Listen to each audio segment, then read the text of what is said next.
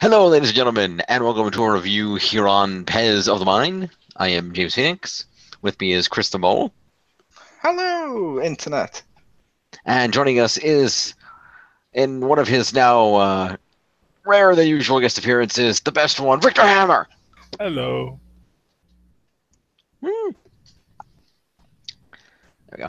So, we are here to wrap out our series of reviewing the Transformers movies, as we've done the last 4 months, with what is, as of now, until Bumblebee comes out, the final Transformers movie, Transformers 5: The Last Night. Yep. He's just got his voice back, and I'm already going to make him go, hello! Or did you mean a different coming out? He's coming out. He was a Camaro, but now he's out. He's a Prius. And his horn, whenever they honk, it goes, honk, honk. So offensive. But no, for no reason to. You disgusted me. him. I disgusted Jim. He was just going to leave. He's like, no. Because Jim's already over there, as you can see, he's outside at the moment, because he's, before we did this, he did go on the air live and say he is going to be committing a homosexual orgy later on today. No. And he did say if you people were interested, leave a comment below. He would live stream it. No. No. Hold on, I got to use my accounts. If you're interested, please leave a tweet with the hashtag One Night in Phoenix. Thank you. No. Yeah. No. We're doing Transformers 5. Also known as the movie, Optimus branches out and decides to try and kill his friends as well as his enemies and humans. Pretty much. Of Optimus. But yeah, there's a new villain. Yes. Yeah. I'm sorry, I stopped because I thought Jim was going to speak. My bad. Go ahead. It's fine. You were going to go through the movie as it was, weren't you? No, I was going to mention something about another aspect, but you went that way first. So we'll do that first. Yeah, there's a new villain. She's kind of cool. Yeah. She's shorter, so she's not like just another Megatron or anything like that, and she's not like, oh, it's just the Fallen again or anything like that. She had personality, a reason to doing what she did, was animated great, and was very unique. I actually liked the villain. That was incredibly powerful. Yep. Now, I don't know, is this character canon to the franchise? Like, I didn't watch the cartoons or anything. Like, is this a new thing, or? Isn't she based upon a character, kind of, Rick? Kind of, yeah. I think so. I think she's supposed to be based off those multi-faced judges from the... That's what I was thinking. From the old animated movie, kept swapping their faces. Guilty, guilty, guilty. French fries. I don't know. I don't think they did that. They should have. Still the living tribunal. Fair enough. But that's what she was, and she's trying to save her planet. Purportedly. That was amazingly intact. Yep.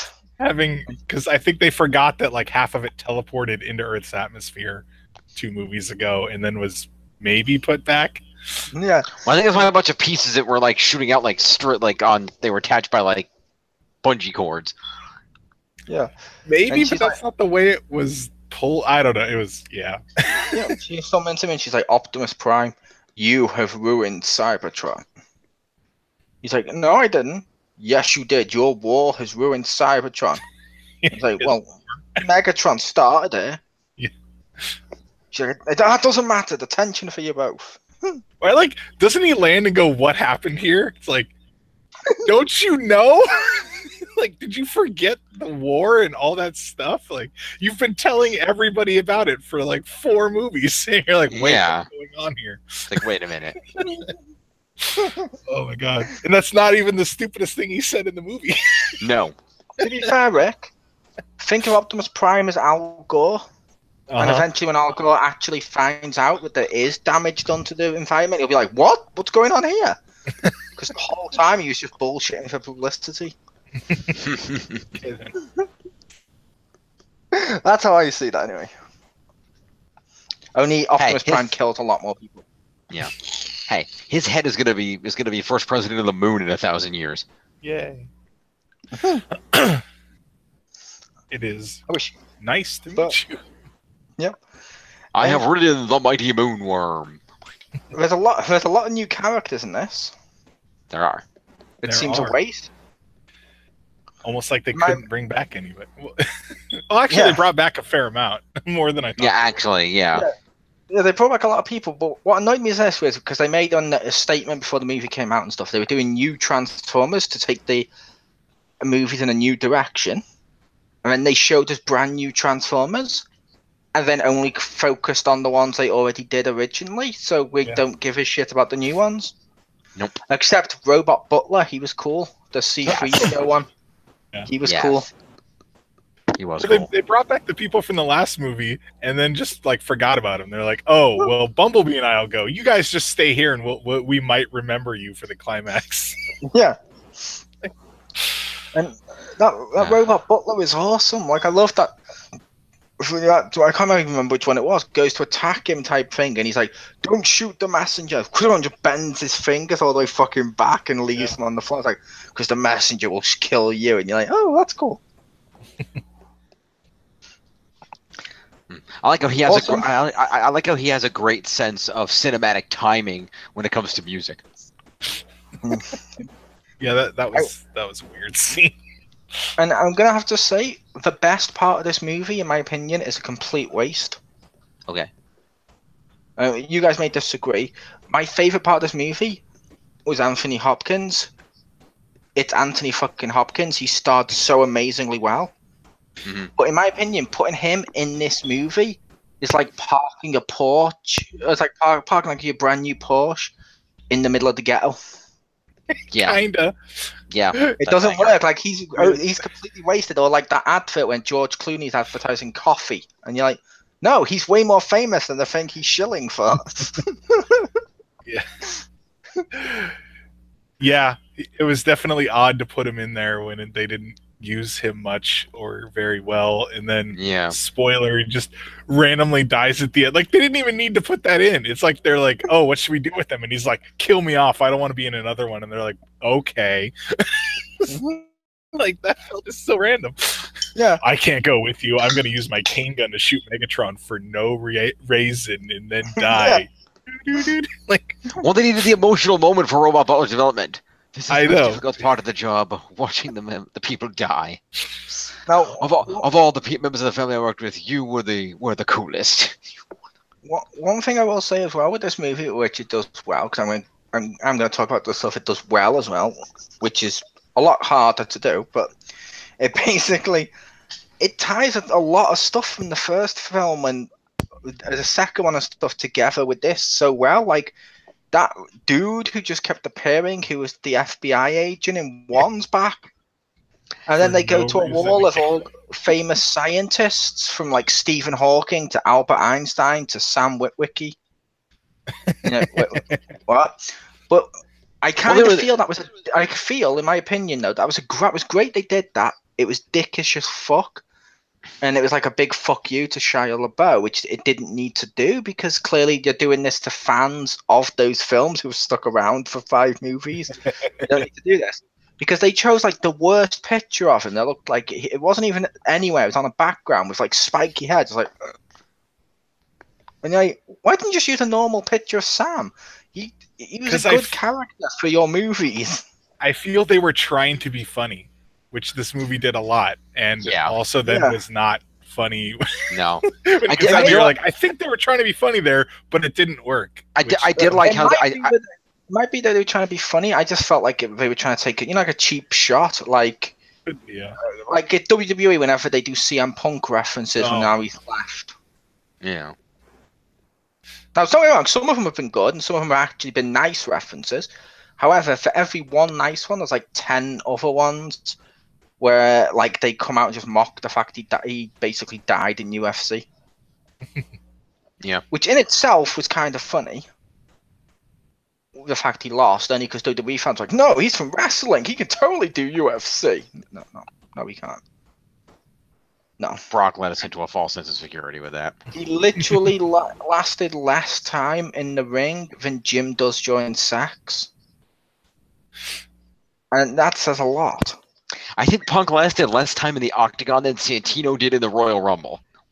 Yep.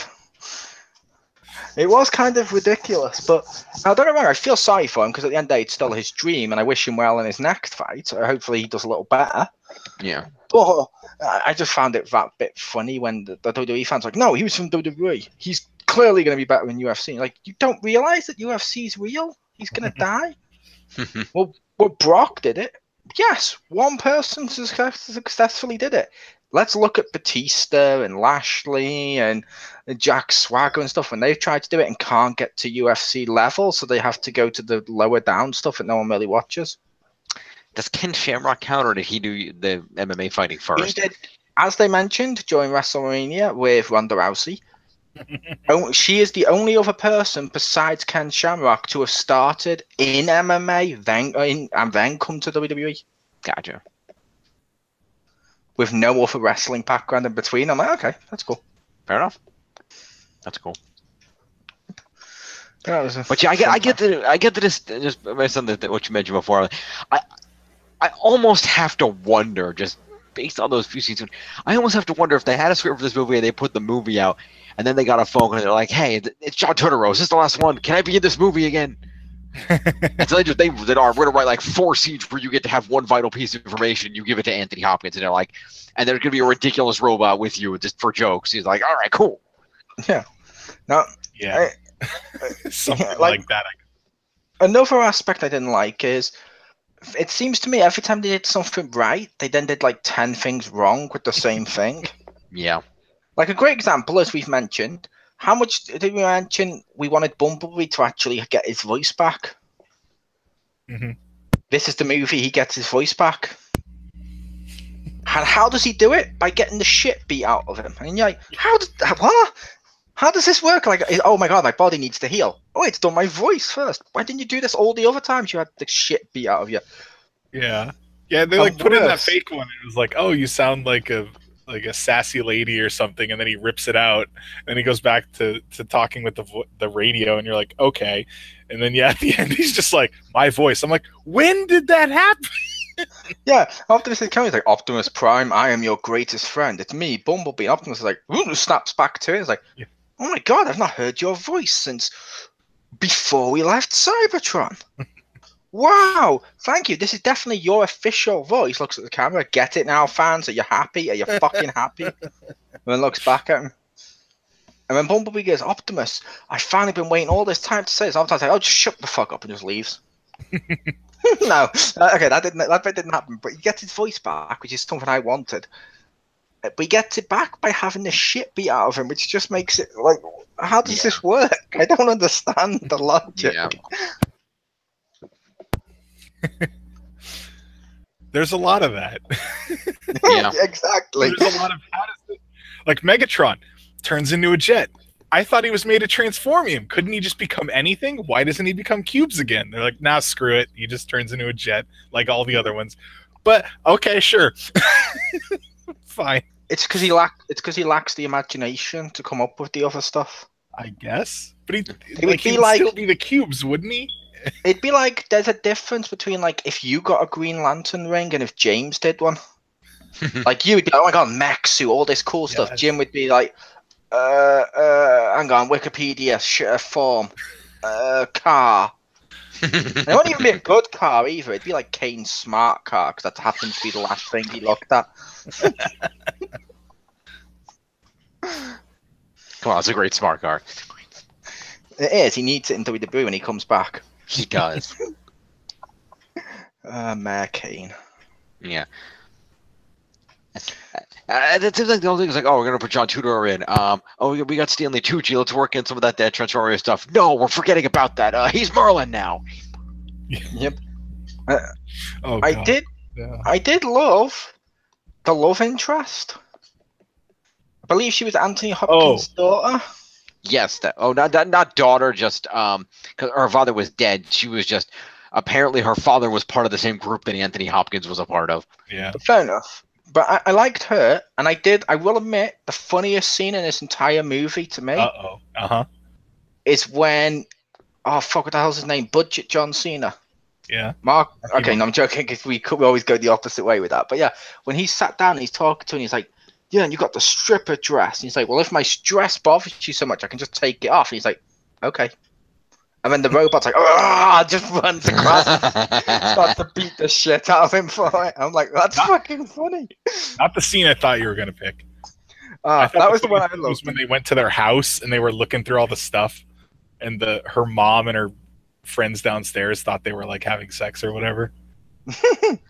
I was like, that scene made me chuckle, which I didn't expect. I laughed at that one too. I just loved the little robot when he's like, grabs it on to kill. Should I kill him for your honor? She's like, no, it's okay. He's just like, whoa, that escalated quickly. Slightly. But yeah. Also, that's a problem with this. Mm-hmm.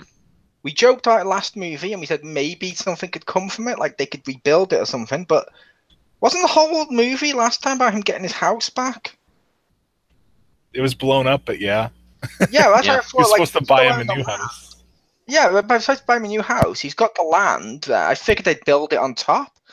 And now he's in like a junkyard. Well, because Transformers are illegal for like the 4th time.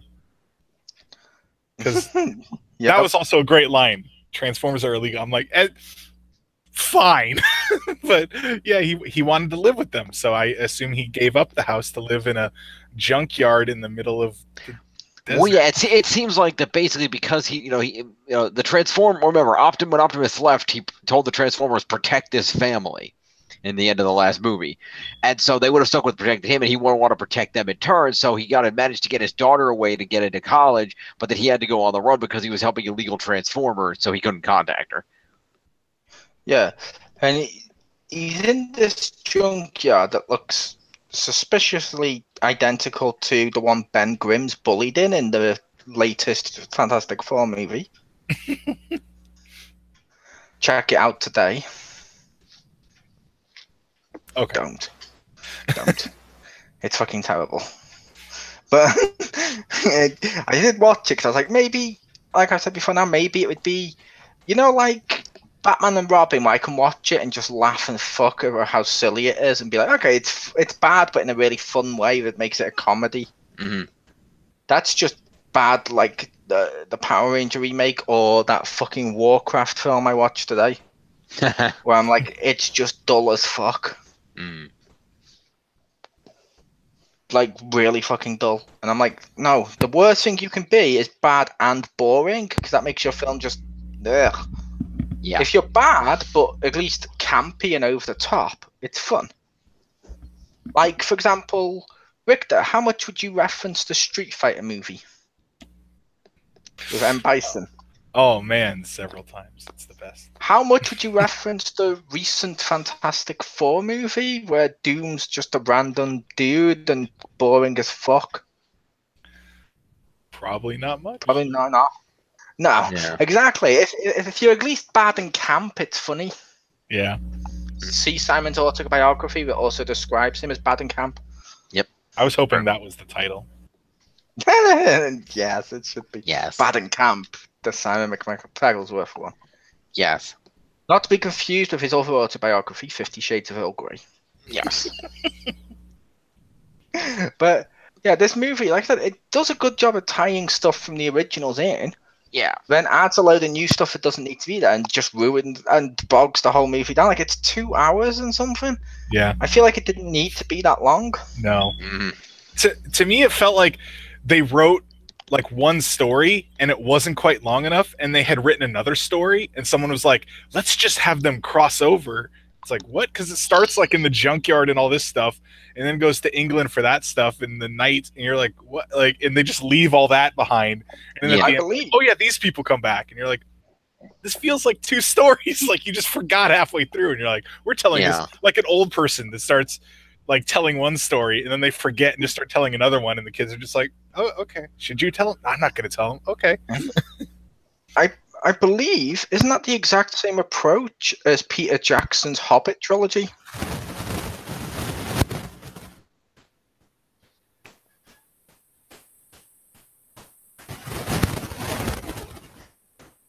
I think. Did we lose Rick? Yeah, Richter's audio is completely messed up. Yeah, your audio got messed up and you just sound like. Yeah, we're hearing staticky sounds, Rick. We're not hearing Mike. Is that better? We got a little bit. We We can hear you a little bit then. Uh-oh. Oh, now we can hear you. There we go. Okay. What did you say then, Rick? I was gonna say I think that this was slightly more enjoyable than Hobbit because I could only see one of those, and that was barely.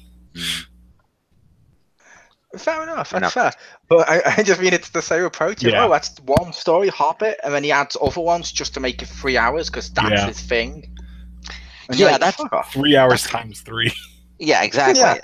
That's Shortest kinda, book is now longer than the original trilogy.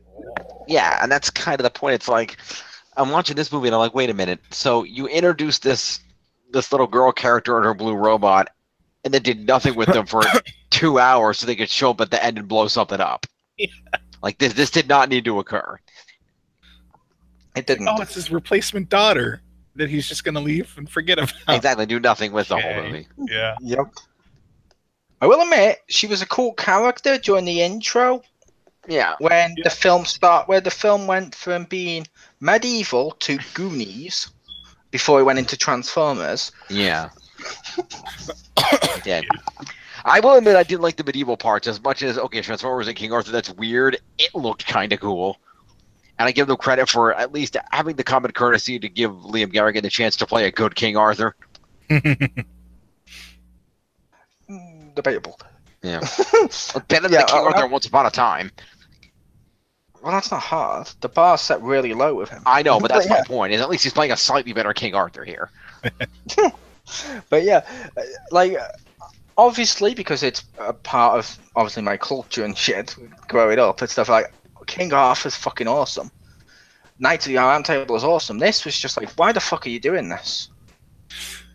Oh well, all the stuff that people know aren't real stories. They were just stories told at the times to basically acquaint to various ideals and help children and stuff go through various stuff. You've taken them and you turned them into fucking robots were there the whole time. Yep. Because reasons, and you're like, Also, no. yeah. Also, And you've made them as real as dinosaurs were. Yep. Which I suppose to Christians they're about as real as each other, but still. Yeah. Yes, that reminds me. I can tell you exactly how that whole thing came about. And somebody saying, "Okay, we're gonna plan a new Transformers movie. You know, what are we gonna do?" So, well, the last one we had Optimus riding a T-Rex. How do we top that? Optimus riding a dragon. How are we gonna get a dragon? How are we gonna justify a dragon? The Transformers met King Arthur. Done. Yep. And based on the year this came out as well, I'm not sure if it was before them or after them. Part of me feels Optimus v Bumblebee was only there because they're like, oh shit, DC's doing Batman v Superman, and then right after them, Marvel's doing Civil War. Oh, we need to get onto this train before that money train leaves. Optimus v Bumblebee, yes. People will pay to see this. Yes. Because it had like no need to it, except for it would look cool in a trailer. Like, oh shit, why the hell are these two fighting? I need to see this. Yeah. Yeah. I would. Oh. No, go ahead. I was gonna say with the Arthur thing, like parts of that were fine, but then, you know, like making Merlin drunk, it felt like one of those things where like they wanted it to be funny, and I was just like, it wasn't. Like that whole section in the beginning could have been a lot shorter, and it would have had the same impact. Like that felt. It's like this is already 2.5 hours. You don't need to take 10 minutes to get to. Yeah. Oh, Merlin went and got a magic staff to summon robot dragons. Yep. And I was thinking at the beginning, I was like, this is the mistake they made last time when they had that long drawn out sequence of the baby dinosaur running away. Like, oh, that's cool. Why is he there? Yeah. Richter, your headset did the thing again.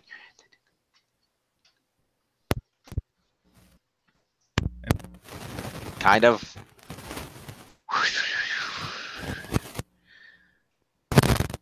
Yeah.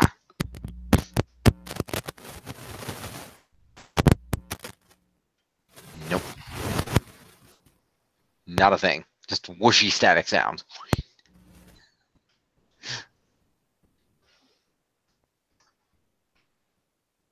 Well, the whooshy static stopped, but we still can't hear you. Yeah, now we've got no audio at all.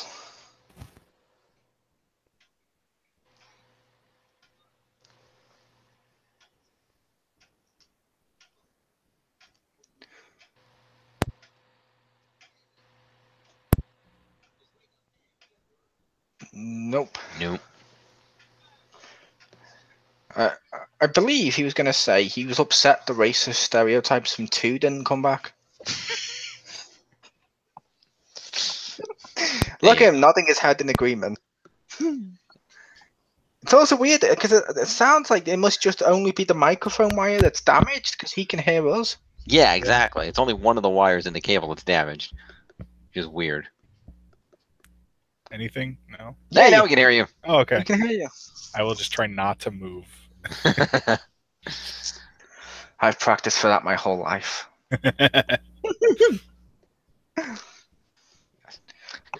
What were you saying, Rick? Oh, which part? I don't know. You were speaking when the mic went out, so. I don't remember. It's fine. We were talking about the beginning bit, and yeah. Yeah, it was like the little dinosaur didn't go anywhere, and you went to talk.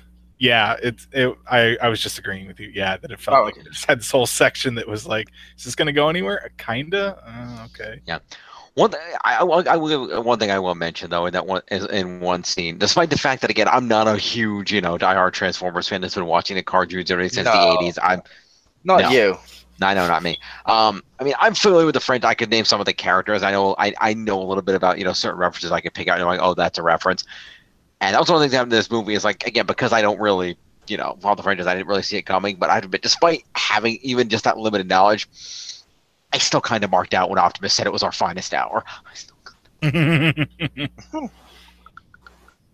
I'll admit, one other complaint I have with this movie, speaking of stuff like that, is I think they did it in Prime and stuff like that, but I don't like Earth being Unicron.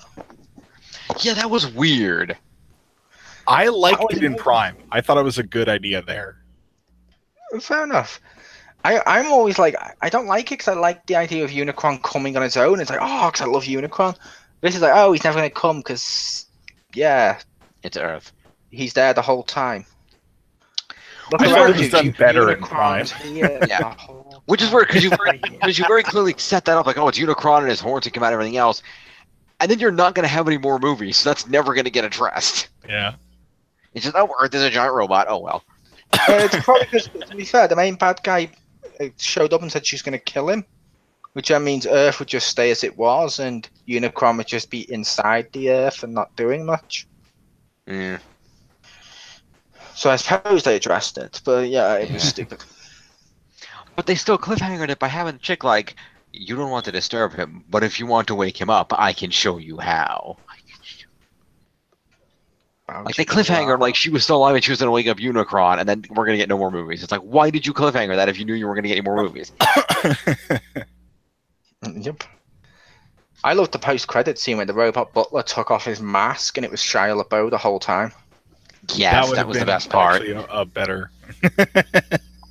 That would have been a funny joke if he just got doing it. It had been him the whole time. Yeah. Also, how do you turn around in this movie and you put his picture there, but you establish, the line of humans that are involved with the Transformers are the Witwickens. I'm like, really? Like you're gonna say that, then you're not gonna explain. Okay, I get the lineage, but how did Shia have the name that's like you're not going to explain this connection. You're just going to say, oh yeah, Witwickens, here's a picture, move on. Yeah. Yep. Like, would it be cool if they sound like, there's a lot of Witwickens, but the current Witwicken is on another more important mission, and so we need somebody else to fill in. And I'm like, oh, okay, so then they could have explained that, but no.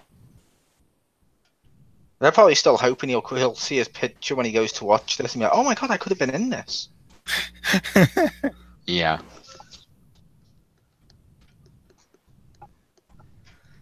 But no, it was enjoyable. Yeah. I did kind of like, even though I did kind of like the scene where the bracelet thing that Marky Mark was wearing, and they were about to kill him and it turned into Excalibur, and the knights bowed down. I'm like, all right, that's kind of cool.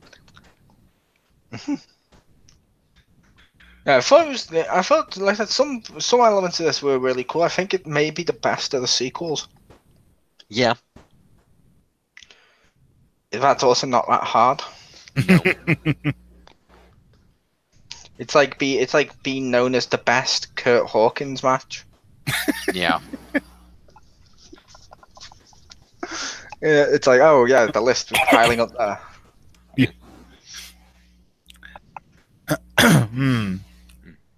I don't know about that. I don't know about the best of the sequels, but Mm. it had I mean, enjoyable parts. and this film did have the brilliant idea of I know what we're gonna do. It's gonna please the fans about missing a character they enjoy. Let's use Starscream's head as a prop multiple times over the course of this movie. Yeah. Yeah, that was weird. Yeah, was Megatron, was that like a joke when he's like, you won't see it coming because his eyes were blown up? Like, that's what I thought. But also, he had a grenade in his eye. I don't think his head would be that intact that the guy could pick it up and be like, hey, it's fine. Yeah. What? Oh, sweet Starscream, I knew him well. Yeah, and those Decepticons, like, for Megatron there, he's like, oh, I want my crew. And they introduce him, and then, like, they just all do nothing. Yeah. And two of them die, like, in that next scene. Yeah. Yep. I will Covered admit, up like, no, we're not giving you them. Yeah. I will admit they've done that multiple times in the game, the original animated movie and stuff. Every time I hate using Starscream's head that way. Except for animated, and that's only because he was alive during it. So he could then talk to him like, okay, that's slightly more funny. Otherwise, I'm just like, just leave it. Because if you like Starscream and you see him constantly doing that to him, you're like, oh, fuck off. Yeah, pretty much. There's no point at this point. Yeah. It's not even like the Jetfire situation where it's like, oh, well, at least he's helping out. No, it's like... no. And also, again, as much as the dragon was cool, by the way, you're fighting this world-ending threat, and like, you didn't bring the giant flame-breathing dinosaur. Wasn't he in the junkyard eating cars? He was in the junkyard eating cars, but it's like you could have brought him to the fight. Like, I feel like there would have been some use there. He like jumped and rolled and breathed fire, and then just disappeared for the rest of the movie. Exactly. And that's justified the little Grimlock. Like, oh, he set your apartment on fire. You gotta breathe outside now, buddy. It's because when he ate the car, Mark Wahlberg's character took him out back like old Yellow and just put a bullet in his head and left him there. Oh, okay. Energon. It's a tragic story. That is tragic. No, based on the quality of this movie, Rick, it was clearly an adamantium bullet. You're right. And it will only erase his memories because they know the exact part of the brain that'll go through. Because fuck that movie. It was a transformium bullet. I really hated that though. I really hated that the adamantium bullet, where it's like, oh, how's he gonna lose his memory? Doom, yeah, but his brain will heal, but his memories won't. You're like, how do you know this? What? I don't. What? How? Yeah. But no, if I was to rate this movie, I'm gonna give it. I'll give it a thumb up because, like I said, for me personally, it was the best of the sequels. But that's only because most of the sequels have been not that good. But it's enjoyable. I guess thumbs up versus thumbs down. I'd go with thumbs down. There were enjoyable parts, and there was a lot of really dumb shit to make fun of, which was great.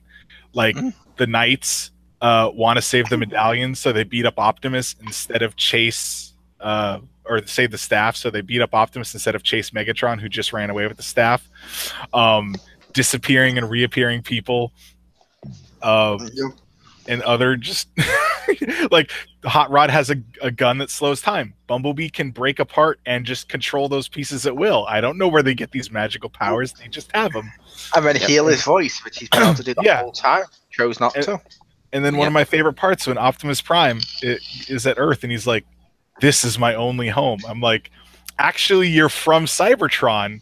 At some point, that was your home. Did you just say that stupid thing? Like, I will admit, that wise, I hated the speech at the end when he's like, now it's finally time for our two worlds to join together. And I'm like, wasn't this the speech you gave at the end of the first film? And maybe the second or third film? Yeah. Yep. And God, the planet is like, it was hiding behind the sun. Okay. And it has the energy to move from wherever the hell it was to Earth to eat it, but it can't pull itself back together. It has to eat Earth to do that. Yes. Like, what? There's so many weird things in this movie where it's like, it's fun to just shake your head at all this stuff of like, who's like, yeah, it's fine, just throw that in there. Okay.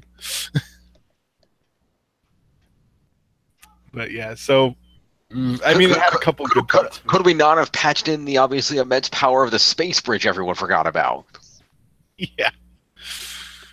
Dude, they forgot about like every movie. They forget about all the ones before it, which is hilarious. Because I swear one of those pictures when they were showing, like the Transformers from the past, like, oh, Bumblebee fought in World War II. I swear one of them had Ironhide, who we see arrive in the first movie, and it's like, oh, he came back, like he was there, and then he left, and then came back and came out of the pool, like what? Yep. So yeah, I don't know. It's like, Bumblebee, don't get your ass kicked by Optimus. Be like that guy in World War II, and he's like, okay, and then gets his ass whooped, and then talks to him. Yeah. What? Okay, sure. Also, if I guess that's the other question. I understand I have to look at the guys, but if you're from an alien race and you're watching this comic from the outside, wouldn't some of the Transformers have picked the bad guy's side to be on? Like, wouldn't they, like, isn't that why Decepticons are a thing? Wouldn't there have been some form of Decepticons in the past that would have been like fighting with the Nazis? I think so, yeah. Possibly. But I think it's more that Decepticons wouldn't like the Nazis because they'd want to rule it themselves. Well, yeah, but they can help the Nazis kill all the people, and then I'll just step on the Nazis. What are the Nazis going to do? They're giant robots from space. Gas chamber 'em? Transformers don't breathe, I don't think. Put him in Transformers 6? I don't know. Yes. No, the only one here was Megatron, who was frozen, and then I guess they all just avoided it. There's just Autobots walking around and didn't know Megatron was there and think to kill him. Or the Allspark. Remember that magic MacGuffin the first time? None of them knew it was here. Yeah. Yep. And then they got absorbed by Shia and then never used after that. Yep. It's weird because the whole thing with the past of the Transformers is now I just want to see Transformers Red Sun. Like Optimus has like a freaking hammer and sickle on his chest or something. That'll be in Transformers versus G.I. Joe. Oh yeah. Well, so purportedly, what's happening, Rick? I don't know if you've heard this. Purportedly, after Bumblebee comes out, I think it's next year. Bumblebee comes out. Purportedly, after Bumblebee, they're gonna reboot Transformers. When according to the guy in charge of them as well, he said it might not be a reboot. Okay. Well, whatever they're going to do, they're going to do something to Transformers so that they can use it, purportedly use it to launch the Hasbro Cinematic Universe. Because they have that, G.I. Joe, and people are theorizing they own Power Rangers now, so that could get stuck in there. Which I argue that doesn't belong with G.I. Joe. No, not really. But I don't think it'll make the money. Yeah. They're also doing a G.I. Joe spin-off film. Are they? I think it was a G.I. Joe spin-off film. Because I know G.I. Joe 3 is in production, because I think The Rock's going to be in that again. What's... I'm just going to double check, because they had it on a webpage. I looked at it a second ago. Go for it. Snake Eye solo movie is now being worked at by Paramount. Nice. See? Cool. Nice. But yeah, you're giving your rating, Jim. Yeah, if I was going to rate this, I think it's definitely better than the other ones, so I'm not throwing it at 80, because I would say, I mean, the other ones are probably going to be, maybe 50s or 60s at best, those other three, they weren't that good. But I thought... You gave 8s and 7s to? I did not give 8s and 7s to those. That did not happen. That's a lie. Watch our videos. I thought he gave one a 65.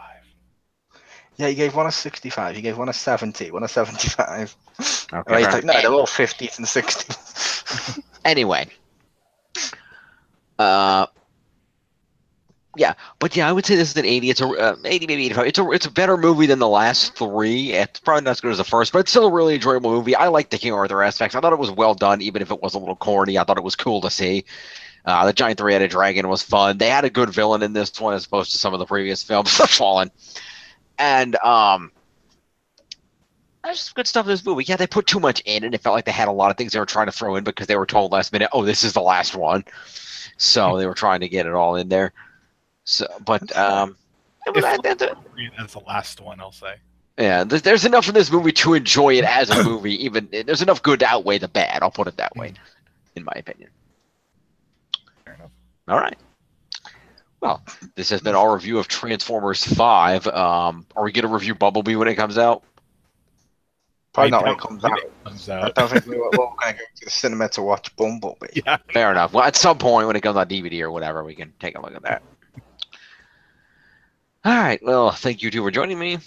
We'll see you for more stuff coming up here on Pez of the Mind. Peace.